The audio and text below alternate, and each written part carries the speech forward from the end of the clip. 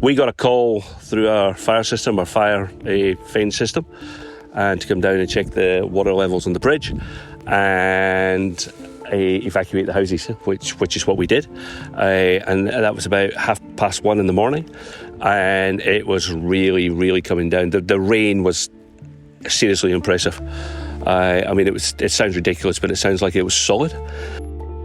What was it like for you the night that everything happened? How did that night progress for you guys?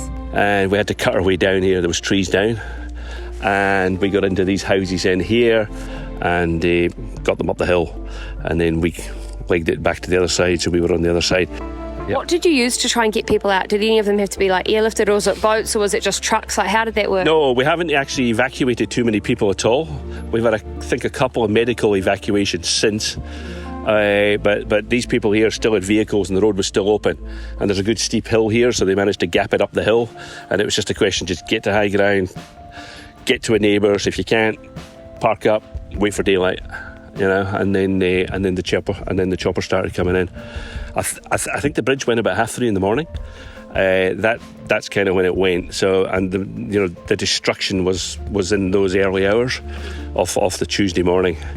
And just catastrophic, just absolutely blew through the place. What has it been like with all the agencies that have been around the place? Like, who do you think has been doing a really great job, or has it been community-led? How's it worked here for you guys?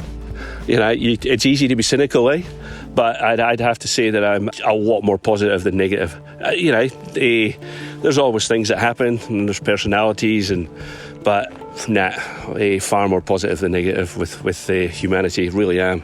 It's been quite I think for all of us, it's quite a journey, really. Yeah. How many people are isolated on the other side of this bridge? I don't know. It's hard to say. I mean, we've probably in Rissington maybe got a couple of hundred.